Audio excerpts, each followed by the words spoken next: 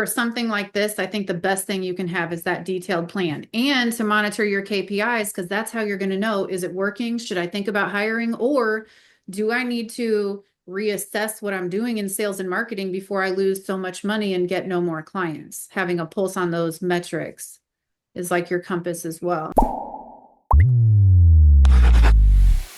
Welcome to the CSG Law Firm Podcast, where we talk all things law firm finance, operations, strategies, and feature those who have dared to embrace bold changes in the legal landscape. I'm your host, Chelsea Williams, founder of Core Solutions Group and chief financial architect for law firms since 2017.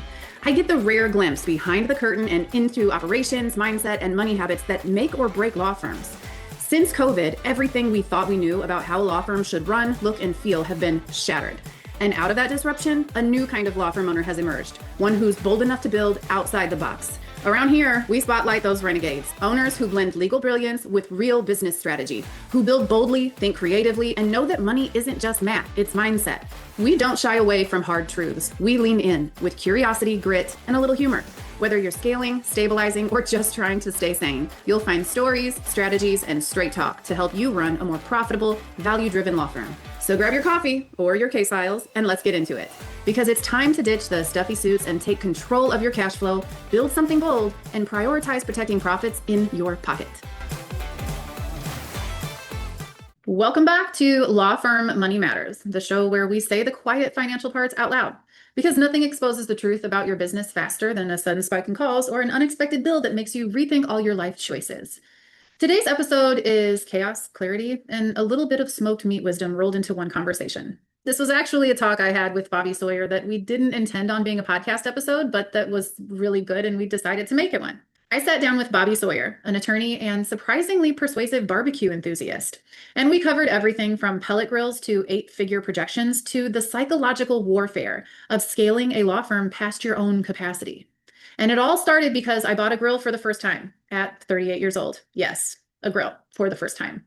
And somehow that turned into a full-blown business therapy session about growth, systems, bottlenecks, and the moments when your firm starts revealing every crack you've been avoiding. What you're about to hear is a real-time mastermind on scaling. What happens when political changes flood your funnel overnight? How answering service bills suddenly become your villain origin story? The exact moment you realize, oh, I actually need operations. Why delegation is not betrayal, and how going from 2 states to a projected $10 million run rate in under a year will either break you or force you to evolve. Bobby walks us through fail fast leadership, building a team that runs without you, hiring operations before you think you're ready, and using traction principles to pull yourself out of the weeds. And listen, this episode is not polished, it's not curated, it's real, it's honest. It's what business growth actually feels like behind the curtain. So whether you're smoking chicken wings or smoking out the bottlenecks in your practice, you're going to get something out of this. Let's get into it. How was your weekend? It was good. So my big news is I bought a grill. Ooh. And that's big news for me because I'm 38 years old and I have never owned or operated a grill until yesterday. What kind of grill? Whichever one my ex-husband guided me towards based on my goals. So And is this it is part of why I don't own a grill. Is it charcoal or gas? Yeah, it is a gas grill. Okay. And I got it from Lowe's. So it was whatever medium priced small grill that was sitting outside out front. So I started small because I've never done it before and it's gas, so I don't have to deal with charcoal or any of that. And I made burgers, brats, and hot dogs, and they were all edible. That's a win. That is a win. So you're now once you get comfortable with that, charcoal is good, awesome. I like charcoal, but really, what I would if you really want to venture into the grilling world, look at a pellet grill. And so if you want to, if you like barbecue or if you're interested in barbecue, pellet grills make it really, really easy. And even like you can even bake on it. So we'll do a berry cobbler cooked on the pellet grill, and it gets up to 350, 400 degrees, and you get that subtle hint of wood flavor in the smoke flavor wood fired grill. And so it's awesome. I highly recommend it. Grilling's a very I love doing it. So any other, if you ever want a second opinion other than your ex-husband, just let me know. Yes, I definitely will. And it's like a few people have brought that up to me. They're like, you should do the pellet. And I'm like, look, I'm going to start entry level. And once I master like the most basic of grills, then I think I'll venture there. Yeah. And then you even get a flat top grill. I have one of those too, like a Blackstone that makes phenomenal quesadillas. If you want to take your burgers to the next level, that's where you got to get a flat top grill on the next one. So, Yeah, so they had some that were like half regular grill and half flat top, like it had both of them mhm. in there. Um, so yeah, that would be cool. And my whole motto is I got to prove to myself that I'm going to use this thing consistently and Yep, get it before I allow myself to go to to go like level crazy. two. Oh yeah, I understand completely. That's the other. So the other thing we do on a pellet grill, and it makes you look like an amazing chef. Is you just get regular bratwursts and smoke them on the pellet grill. Like you put it on. You most of them have like a high smoke. Like it'll smoke it at 220, 225 degrees, something like that. Throw it on there for a couple hours, and they taste awesome. You just regular bratwurst, put them on there, smoke it, and it's adds a whole new layer to it. Um, and then we're gonna until someone pops on here. I'm gonna keep talking about grills. Yeah, Uh, go for it. um, that's it. Then we do chicken wings on the pellet grill as well. So you smoke the chicken wings first for a couple hours, and then you can throw them on I don't have a gas grill, I have a charcoal grill, but you can just throw them on the charcoal grill to crisp up the skin a little bit. Delicious, way healthier than takeout wings. And you can, whatever sauces you want, barbecue sauce, hot sauce, whatever the case may be. It's really good too. I So was gonna ask because I have mastered oven chicken wings, and what I have found is that if I, with no batter or sauce or anything, if I deep fry them to get the actual chicken wing nice and crispy, and then I put the sauce on there and then bake it, yep. that has really worked for me. Yeah, I can see how that works. So if you smoke them first, you get the smokiness, and it tenderizes it as well, just because you're slow cooking them.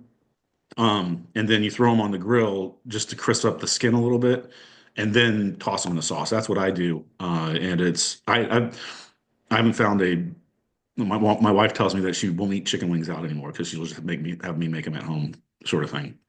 So it sounds Um, like the grilling process replaces the deep frying yeah, process, which is healthier. So I like yep, that. yep, Okay. Okay. Now that makes me, because look, you give me buffalo chicken wings and I am sold. Like that yeah. motivates me more than like making a nice brisket or something. But brisket's rough. I that's the other thing I use the pellet smoker for. So I'll make pastrami from scratch.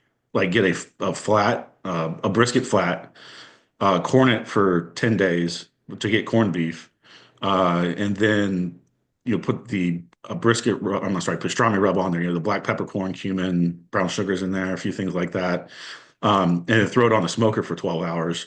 It'll change your life. Oh my gosh, that just sounds amazing.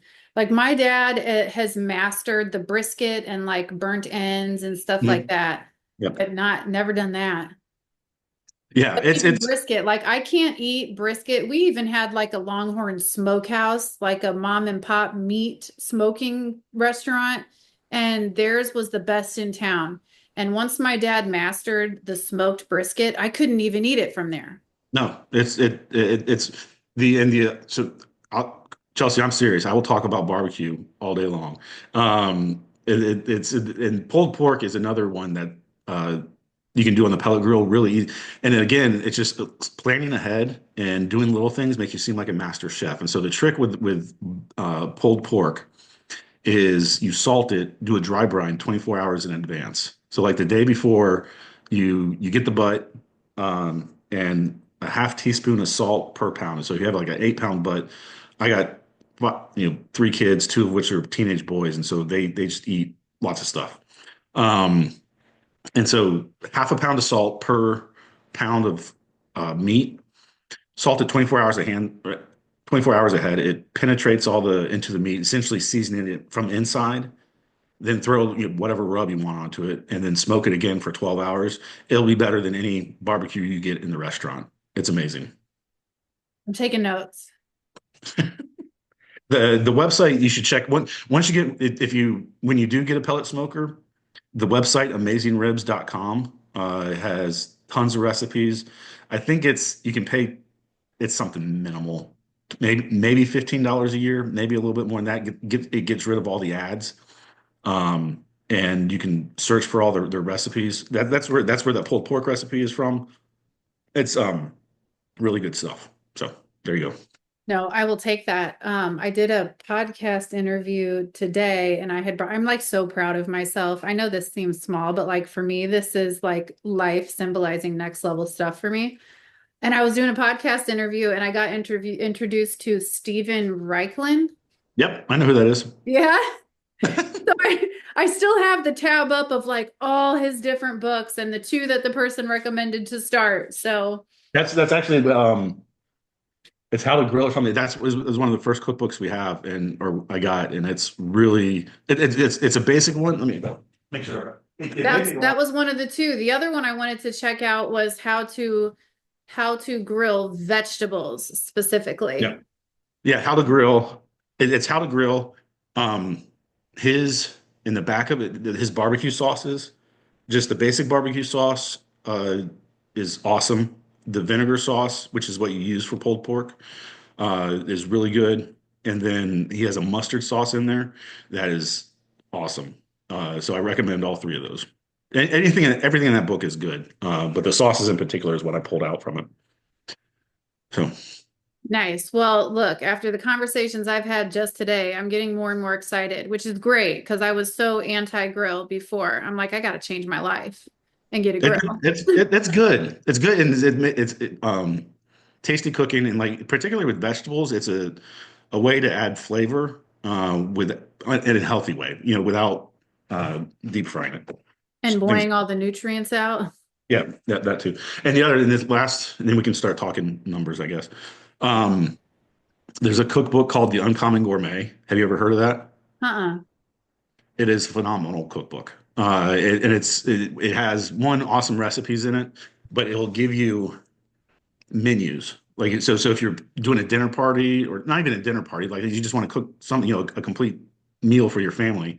It has, here's the main, here's the salad I would serve with it, here's the vegetable I would serve with it. But yeah, it's called The Uncommon Gourmet. Um, the recipe we use, it's called chicken rustica. And so chicken cutlets with the sauce is sun-dried tomatoes, black olives, capers, port wine, and a little bit of lemon juice. It's an amazing meal. So there you go. Mm. All right. I got that one on my list too. So, um, all your other clients are going to listen to this recording and be like, "This is not about finances at all. It's Bobby. We're talking about food." That's all good. Maybe they'll chime in then. Yeah. I've recently decided to start a mastermind for immigration law firm owners. It Okay. starts mid next month. And the reason I decided to start it is because obviously there were a lot of political changes that happened all at Hmm. once.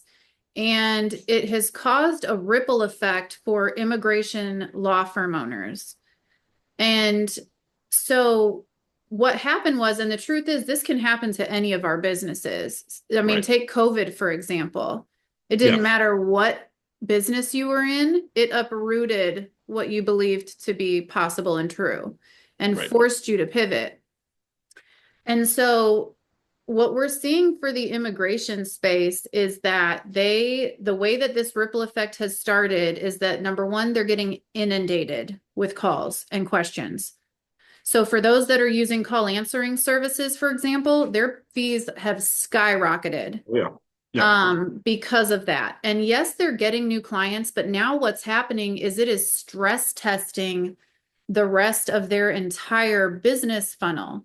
So if you think about each of our businesses has a funnel and they all work fundamentally the same exact way, no matter what your business is. So can you see this image here? Yep. Good to go. So the funnel is a never-ending flywheel that starts with sales and marketing, how people are hearing about you, learning about you, leading to them reaching out booking a consult. If they choose to become a client, there's this onboarding phase that I've always found really important to view separate and pay special attention to, because that's Hmm. like your first impression for your clients, all the way through to delivering the services and then not forgetting about repeat clients and being intentional about nurturing them to encourage them to be a repeat client. And so what this has done for the immigration space is that it has already started flooding the sales and marketing funnel, forcing them to pivot, possibly even incorporate efficiencies like AI that we've known about for almost 10 years now, but some people put it off and now they're being forced to look at it while dealing with this growth spurt. And all the way through standard operating procedures, team capacity, and ultimately delivering the services. Yep. And so, from a high level, what's happening is something unpredictable, well, semi unpredictable happened. And now firms are being forced to pivot and they're also being forced to look at the cracks that have been exacerbated because of this influx. Yep. And so, thinking about this and the fact that all of us, including myself, we could be facing this at an unknown point in time. What do you see as the cracks in your business? Like if this was to happen to you in your business, where would you feel the boodlenecks? No, I'm What do feeling you it. think would happen? But it's self-inflicted for me. And so, but yeah. Do you want me to kind of talk through what I'm going through or Yeah. okay. Um, yeah, so it's self-inflicted in the sense that I started doing the marketing thing to lead to the leads. Um, and the vendor, or I could call them partner we're using, uh, it's almost as if they were set up for like a law firm that's only going to operate in one state. The system that they're using or the kind of that they implemented, which was fine. If I was just operating in one state, then it would be no problem. But the fact that I decided to jump from, well, a mediocre two-state law firm to operating four states and doing an annualized run rate of $10 million in a very short period of time.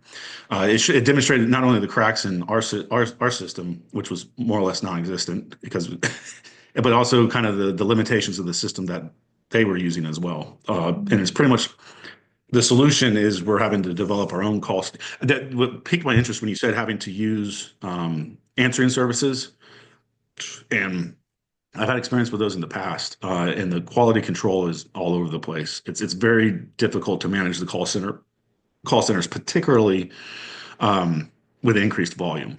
And so the the call center that I'm using that we use right now is, I would say, better than my past experience, but just the cost associated with it, like you mentioned, is forcing on me to build my own call center, more or less, just because it makes sense at that point. I mean, if you're paying several $1,000s for a call center, you can, we're in the process of offshoring that for a fraction of the cost. Um, so there's that.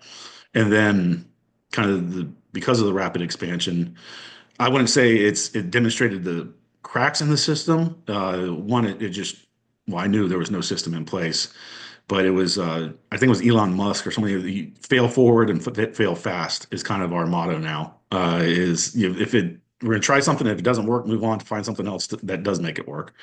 And kind of by that trial by fire and having a solid team in place, it's starting to come together in a smoother operation. I'm not going to say it's completely smooth, but it's much smoother than it was 6 to 8 weeks ago.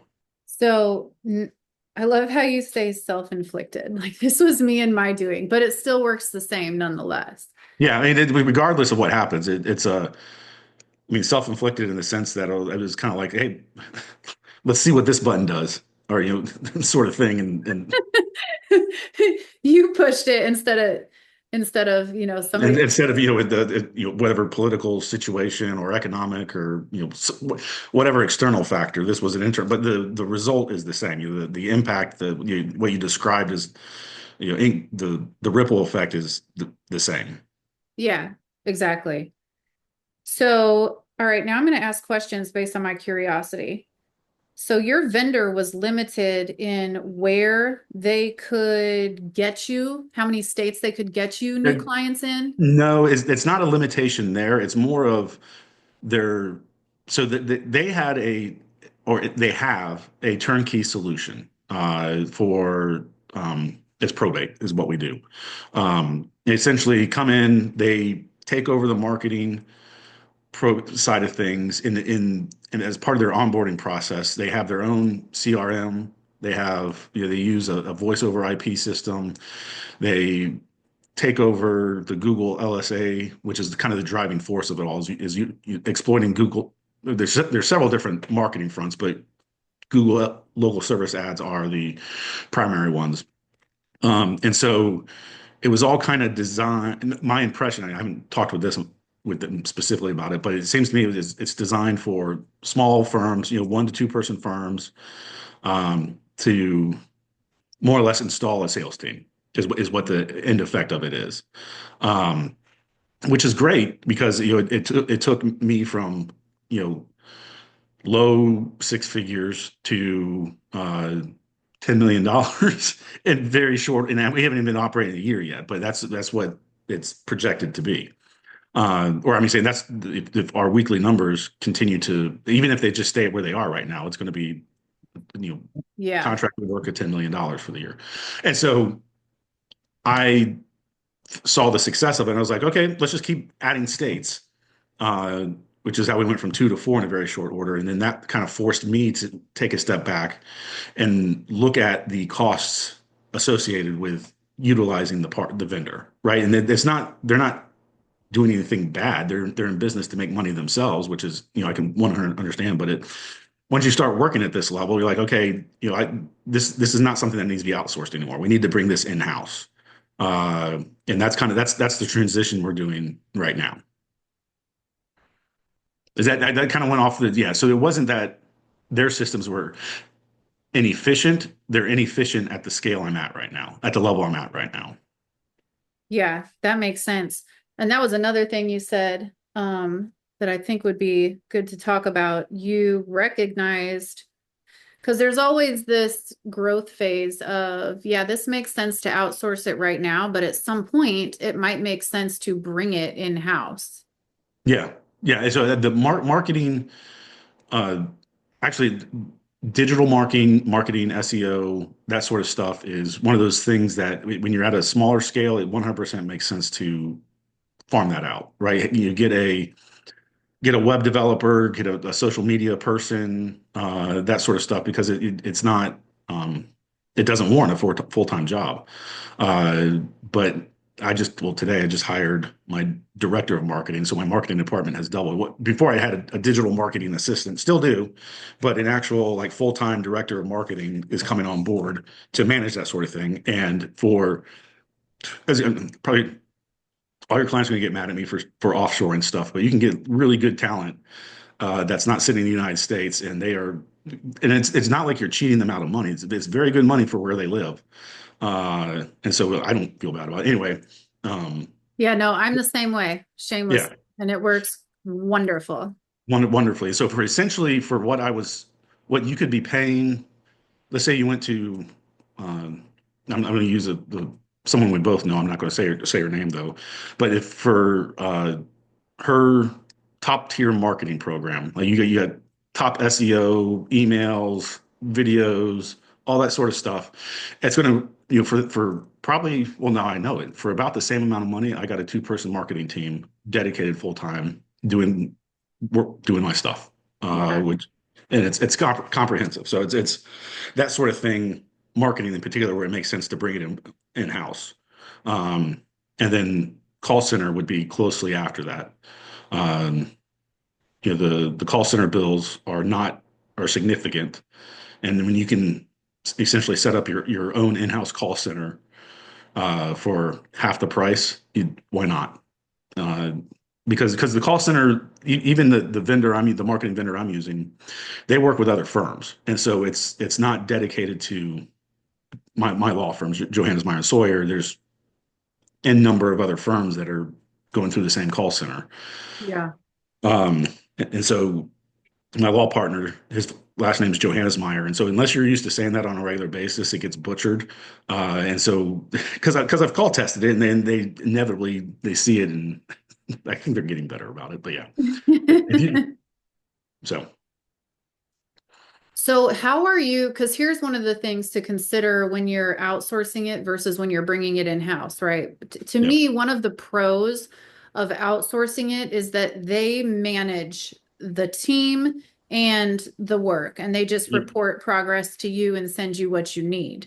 yep, And so, one of the pivots, if you will, that are required when you bring things like that in-house is your management strategy. So for yep. you, this means you now have two more marketing people to manage and eventually a call center to manage. So how are you preparing for that transition? Yeah, so the first like the first, all right, I'm a big boy law firm now. Hire we did was hire an actual operations manager, operations guy, and that's what you have to do.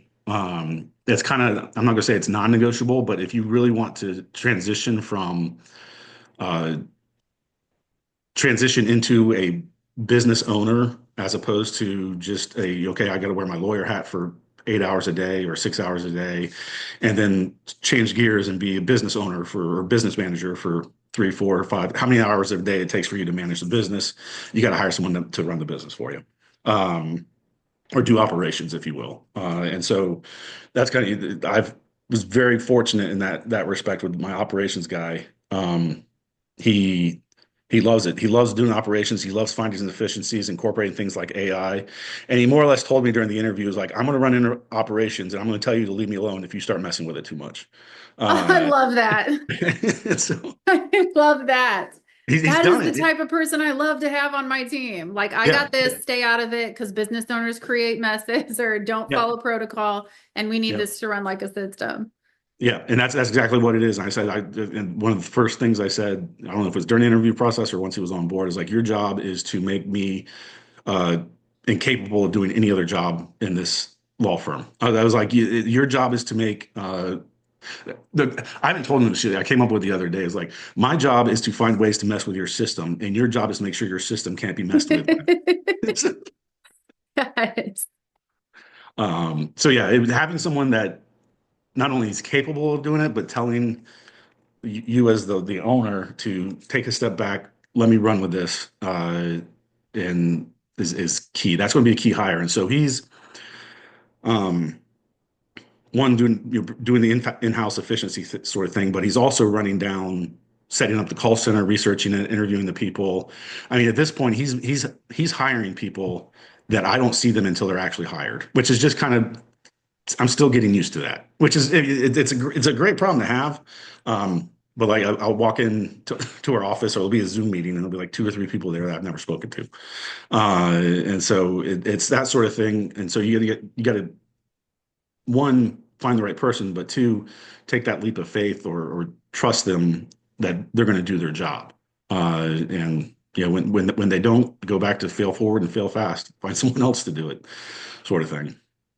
Oh, I love that. And this is going to be a great one to publish. So, minus the other stuff, this is a good recording. And I know, like in my head, I'm hearing other clients that are basically in a place of fear from being able to do this. And especially what you said around, like, I shouldn't know. Your job is to make me incapable. And that's terrifying to some people. But in Yep. order to build a self-sustaining business, like, we have to get there.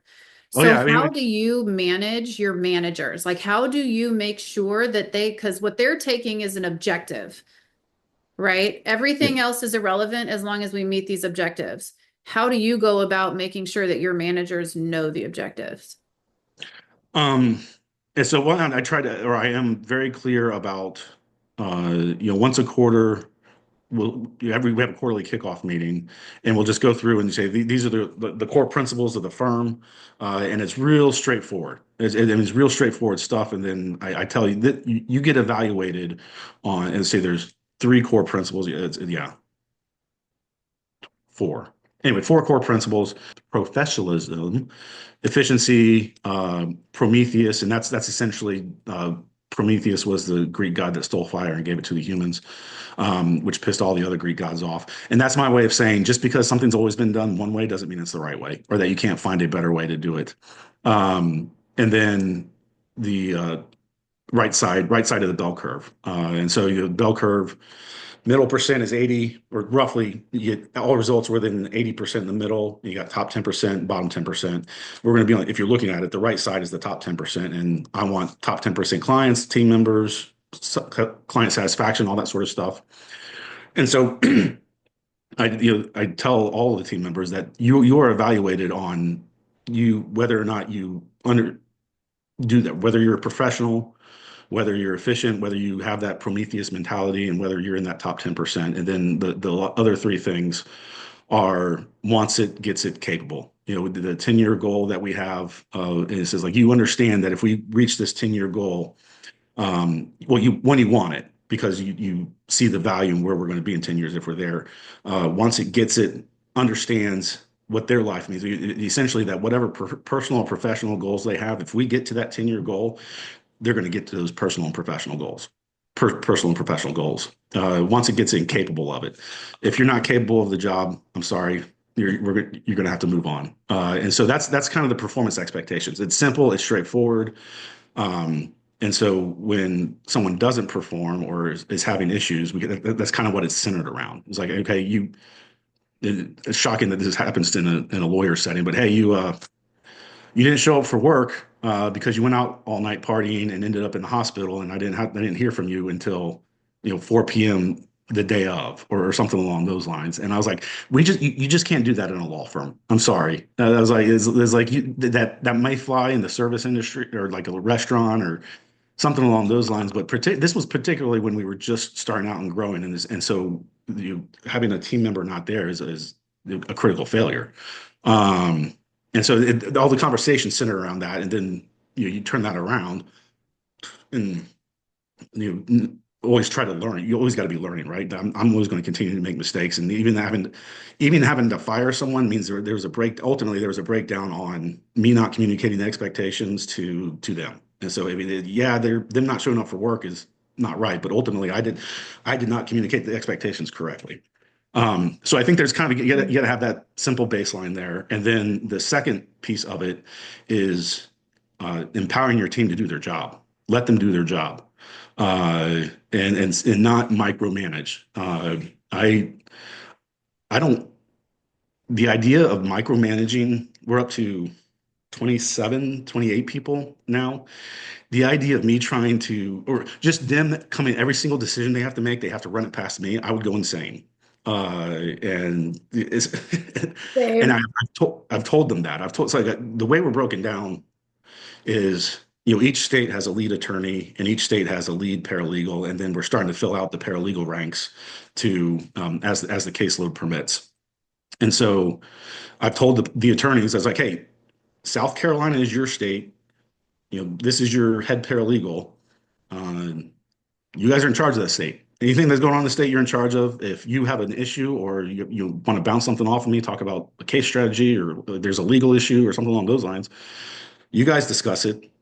And that's this. I can't remember who I stole this from. It's probably one of the books I read somewhere. 1-3-1 rule: one problem, three recommended solutions, and their recommendation for what the solution is. And so it forces them to problem solve, right? But the big part of the reason why you hire people is to reduce the amount of work that you're doing, right? And essentially trading your money for their time. And so by just, and anytime they do that, or they come with me with an issue, I was like, what's your recommended course of action? And one that empowers them to do their job, but two, it forces ownership on them. It's like if it's their idea, they're going to be a little more enthusiastic about implementing it. And so that's one is delegating as much as possible, as quickly as possible.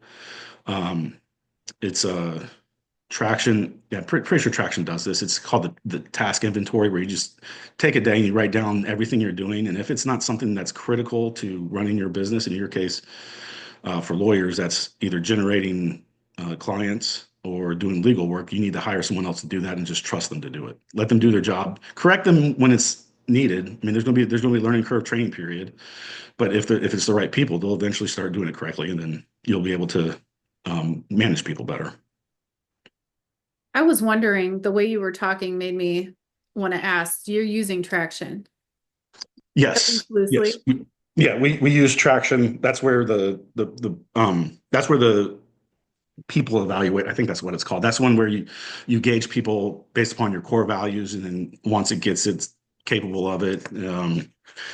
Yeah, it's a very useful tool. And if you can, it's I know it's difficult for most attorneys to kind of step out, remove the lawyer hat and put on the business owner hat, and really just lean into it. But it's really effective for um, building a team, and then uh, empowering your managers to, or just your managers to do their job and do that sort of thing. So right now it's getting to the point where um, I want, or I only have, or I will have, uh, less than five direct reports to me, which is where you want to get to. If you're, um, you know that, but my first job out of college was in the Army. And so and that's the way the Army is designed. At every command level, the number of direct reports is less than, a handful, right? The number of people reporting to the chief of staff of the Army is less than five people.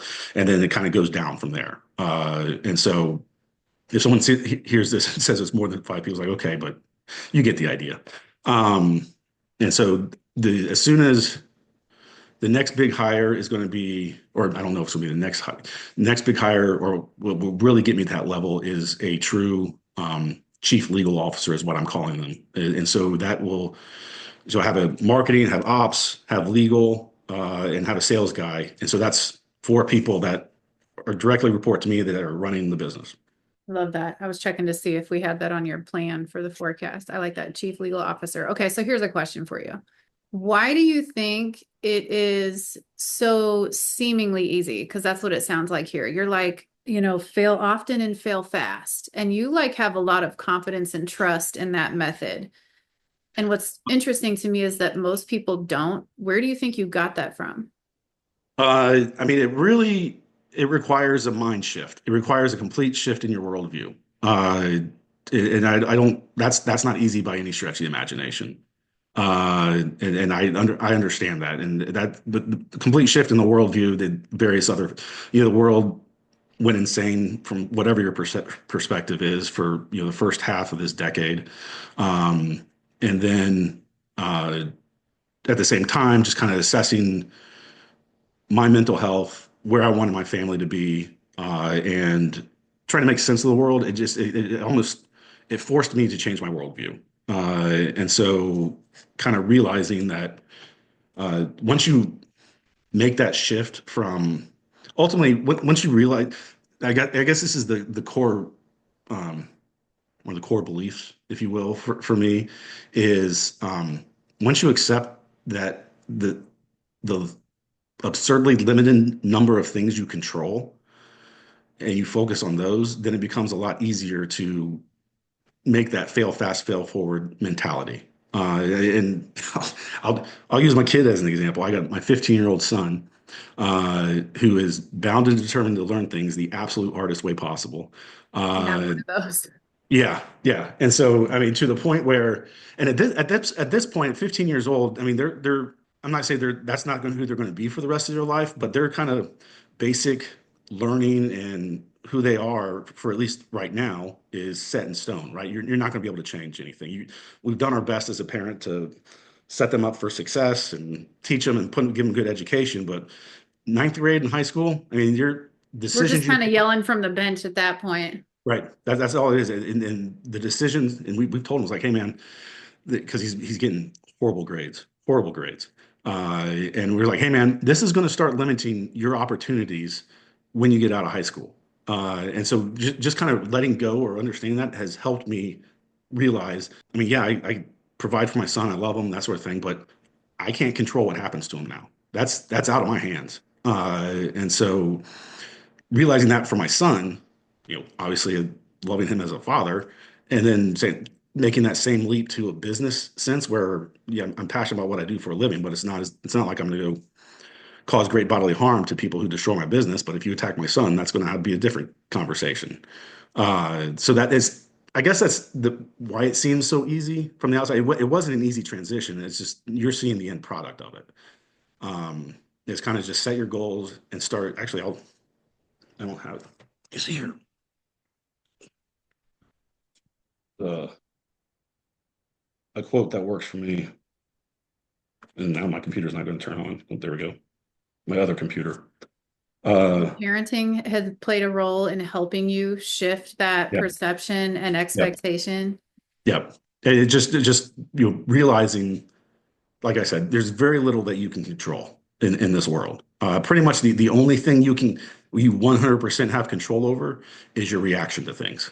And so that's where understanding that and then affecting what you can control makes it a lot easier to really embody that fail fast, fail forward mentality. No, that makes a lot of sense. And I still want to hear that quote if you're looking. Yeah. Um, But yeah, that quote was a goal without deadline is a fantasy. A goal plus a deadline equals objective. A goal plus deadline plus a plan is intention. Goal plus deadline plus plan plus consistent action is success. And then add a personal meaningful goal to deadline plan consistent action, you get fulfillment. And I did not come up with that. I don't know who did, but I like it. So that sort of thing. oh my gosh, I love that one too. We've actually repurposed it on our marketing because it's so true. Um, and I mean, I think that's where a lot of people's fears come into play in terms of like letting go. It's kind of this denial thing of, I'm not in control of everything, nor can I be. And if I want to build the business that I really want to build, I have to accept that. And I have to, like you said, empower my team to do what they need to do without me. Yeah. And I think another piece of it is another mentality or mental trick is realizing that you can change the trajectory of your life, law firm, whatever, in about 90 days. Uh, 90 days of consistent action. Like if you say this is where I want to be 90 days, and assuming it's not completely implausible, then you'll start making action toward, or you start working towards that, and then you kind of realizing like all right, let's say you fall on hard times, you get suspended by the bar for embezzling client funds or something along those lines.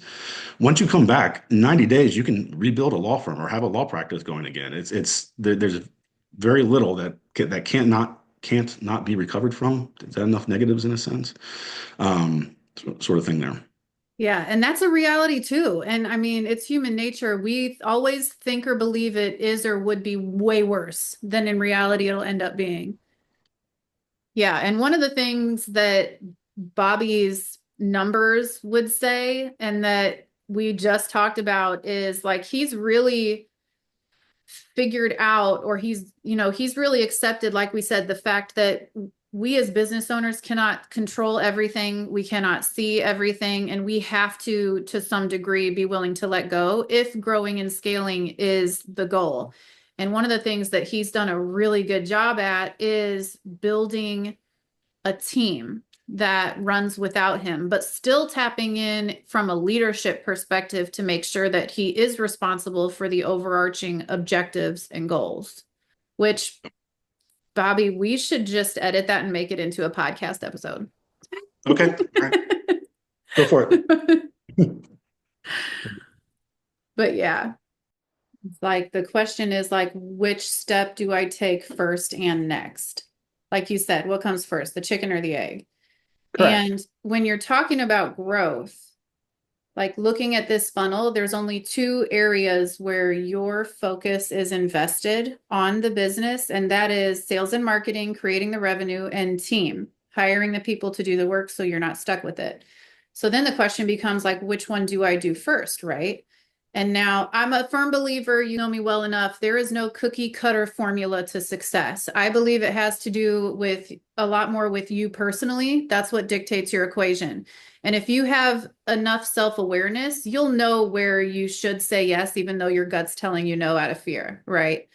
And so, like, Bobby is, and I'm sure when you say, Bobby, I just took a leap of faith and did this thing. Well, I highly doubt that you did it without somewhat making it a strategic leap, knowing you, Right. Yeah. And at least thinking these things through to say, you know what, I'm going to invest heavy in the front end of my funnel.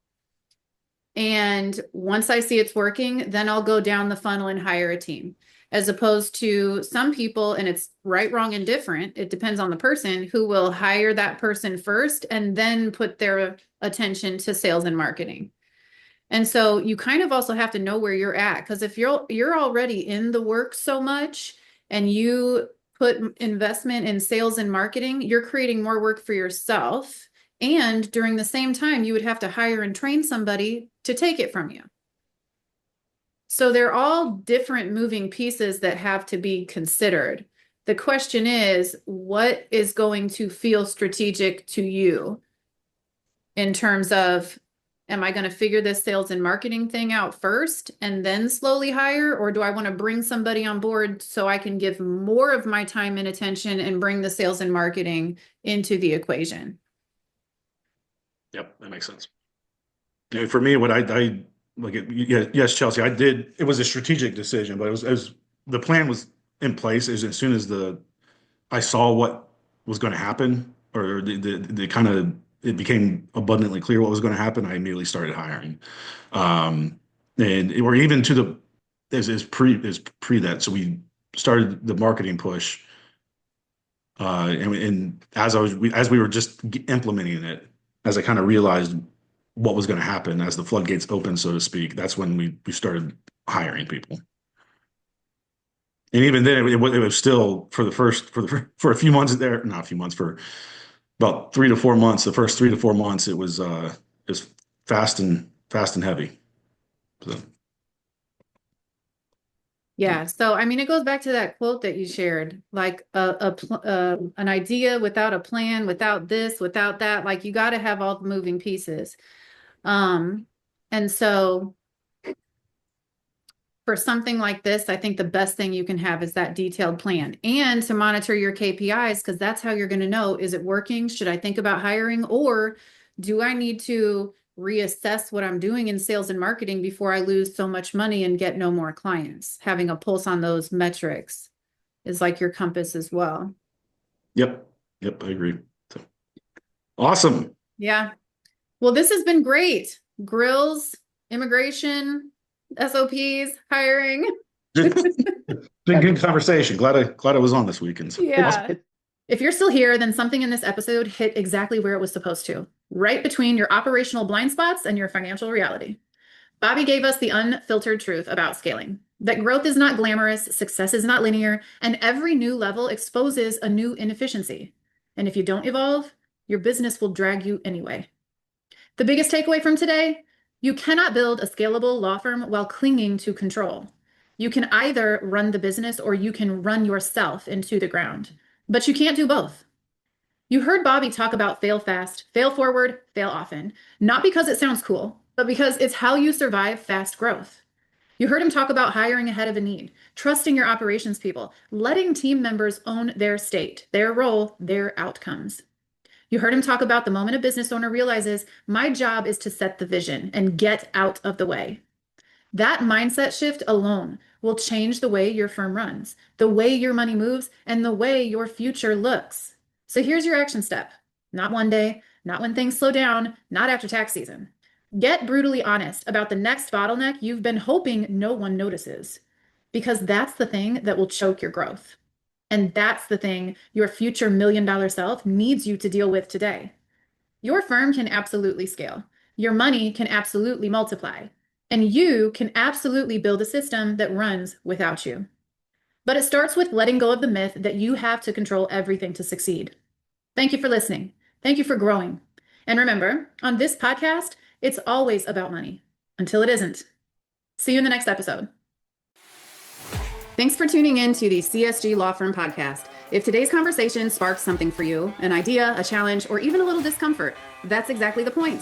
We're here to rethink the way law firm owners approach money, leadership, and growth. If you're ready to dive deeper, connect with me and my team and learn more about Core Solutions Group and what we do, head on over to our website in the show notes, doorcoresolution.com. Because sometimes all it takes is a fresh perspective and the right people in your corner. Until next time, keep building with intention, lead with clarity, and remember, the numbers tell the story, but you get to write the next chapter.